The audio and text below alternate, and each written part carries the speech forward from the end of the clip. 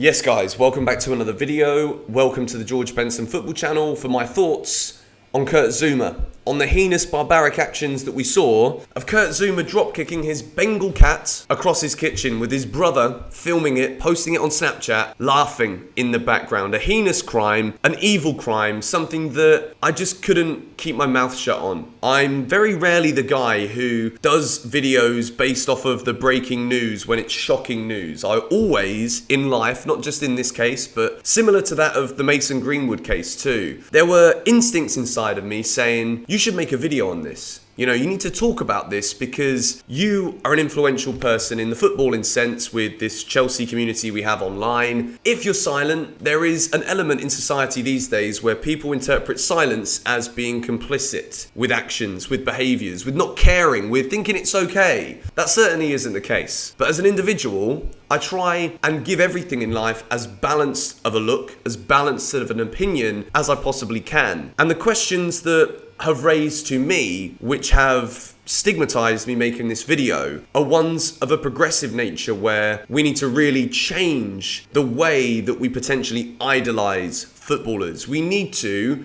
completely revolutionize the way that it is perceived for people to be able to speak up because somebody famous has done something bad to you. Does that ever equate to silence? Should that ever be something where just because someone has money, which often means somebody has power, should we keep our mouths shut for condemning these people, for exposing these people for doing wrong? Later on in this video, I want to pose a couple more questions because I believe that we should be talking about this in a progressive manner. But first things first, Kurt Zouma, what did he do? There's a video of him with his brother filming and laughing, drop kicking, basically, his Bengal cat. Now, there is something I want to pinpoint here. Media will use the fact it's a Bengal cat, which shows it's an exotic animal, which again shows that Kurt Zouma is a man of money, which again can be perceived as a man of power. The Bengal part of this headline, of this story, is irrelevant. It's an animal. It doesn't matter if it's a pigeon who's fallen from a nest and has got 2 broken legs. You don't drop kick it. It doesn't make it okay just because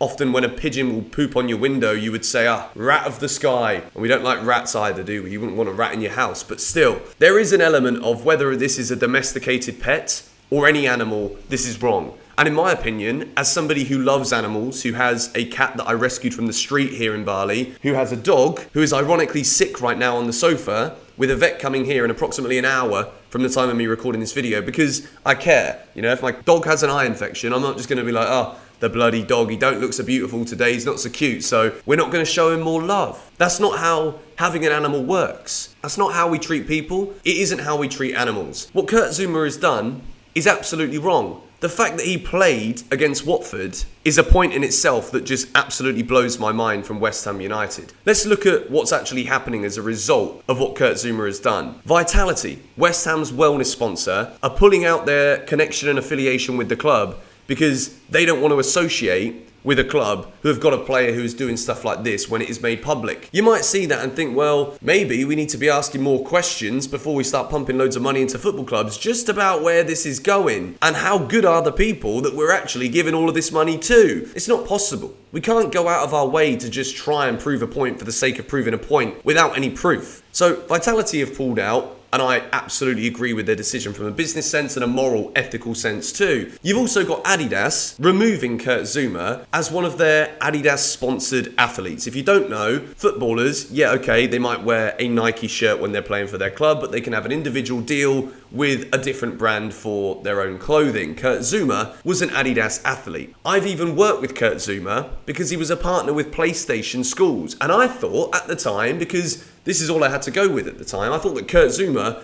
was a lovely guy. I thought that the fact that his middle name was Happy just so happened to be a coincidence, that he was genuinely a lovely bloke, a very happy guy. And I'm not saying for one second that because of this act, because of this video, that Kurt Zouma is an awful, awful human being. He's done a very, very awful thing. But I also think that human beings should not be judged based off of solo individual actions, such as I thought Zouma was a hero of mine 7-8 months ago when we won the Champions League, and I couldn't get over the fact that my team, Kurt Zouma being one of them, were European champions, heroes for the rest of my life. I never forget these people. But now, because life is relative, we see what is happening here, and Kurt Zouma becomes somebody that I currently do not respect. Yes, I don't want anything bad to happen to him, because if an eye for an eye was the way that I saw the world, then wow, I'm going to be living a very sad life. I'm never going to experience happiness. I'm going to be too caught up in trying to search for justice. There are justice warriors in this world who spend their whole lives never actually being happy because they're simply trying to punish. Kurt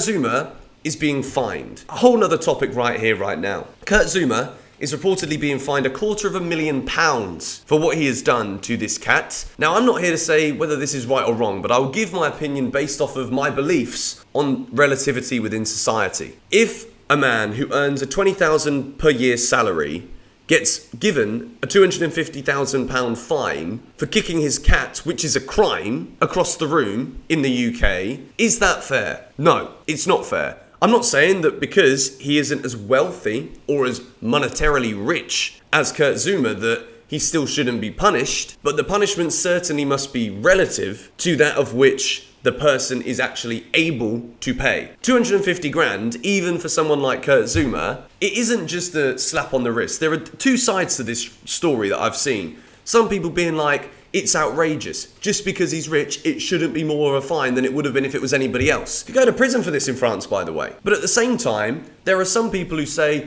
he's so rich, it should be even more. And I think at times in life, there's got to be a balance that is struck with our understanding how crimes are punishable. Kurt Zouma is going to lose a hell of a lot as a result of this crime. He could potentially lose his footballing career if he doesn't manage how he mentally deals with this situation. Some people would be delighted with that. And at this moment in time, I would say that Kurt Zouma should be banned from playing football until the public get to experience the real feeling of remorse. You know, there are some people who commit crimes who, even when you listen to them apologize, it doesn't feel like an apology. If anything, it makes it worse, because quite often people simply apologize because it is the right thing to do. The right thing to do selfishly, because you want to still be, in this case, a footballer. Or you want to still be in love with somebody who you treated badly once. So you apologize because of that fear of what you're not going to have as a result from this moment of madness. But the issue moving forward, and the question that I want to pose, and I mentioned at the beginning of this video, in the world we live in right now, footballers are one of the most idolized people, if we're to bracket footballers into a big pot of people here. You ask kids, who do they want to be? A lot of them will say YouTubers, funnily enough. But footballers are massive role models. They are people that young people idolize. They are people who adults idolize. So therefore, any action committed by somebody in the public eye with this much influence over other members of society, it's punishable. And I think that Kurt Zouma playing for West Ham against Watford is absolutely ludicrous to me. The abuse he got on the pitch, the booing, is really just the tip of the iceberg with this one. Kurt Zouma has only one opportunity here, really. He's got to show remorse. And then unfortunately, in the world we live in, a crime like this to an animal is sometimes something that aggravates and upsets people even more than crimes against human beings. Kurt Zouma is at the mercy of the public. He's at the mercy of the footballing world. He's at the mercy of the legal world of crime. And the question is, can we forgive him? But at the same time, can we also start to be a little bit more careful as more of these things start to come out? We need to be very careful with how we idolize people. And this is really the main reason I wanted to make this video here today, because I know that there are a lot of people on here who send me messages saying, you know what, Benson, like, the way you speak about our club, it really influences me, it impacts me, it changes my life. Sometimes on Instagram, I'll talk about life issues, business issues, money issues, emotional issues, and people are like, you know what, you talk a bit of sense. So I think looking forward, we need to be ready for more things like this to shock us. And as a result of that, we need to learn to be more rational with how we crave seeing punishments to others, of how we judge individual acts and how we judge people as a result of these individual acts. It's a very difficult video, this one, for me to do. On reflection and editing it, I hope I've managed to get across the points I was trying to make here. I absolutely condemn the actions of Kurt Zouma. I condemn the actions of Mason Greenwood. And in this case with Zouma in particular, where there is a video and it's pretty blindingly obvious evidence against him, I just hope that Kurt Zouma now can understand the severity of his actions, to see that £250,000 fine, whether he thinks it's big or small, as simply the punishable thing that he has to do. The rest of it is about saving face. Are you a good person or not? And for someone like me, he's very good at seeing energy within people. People's intentions behind what they're doing and saying. You've got to be careful, Mr. Zouma. Unless you do this properly, this could end your career. Let me know your thoughts on the matter in the comments below. If you have any questions about anything I've said in this video that you may be confused about, or that you think maybe I didn't address well enough, I really want to engage with you guys in the comments of this one, because looking forward, in a footballing sense, we've got to be ready for more things like this to happen. We've got to condemn the actions, and we've also got to make sure that we're not idolising these people to the point where we mould our behaviours entirely off of role models. But anyway, thank you guys for watching. See you all later.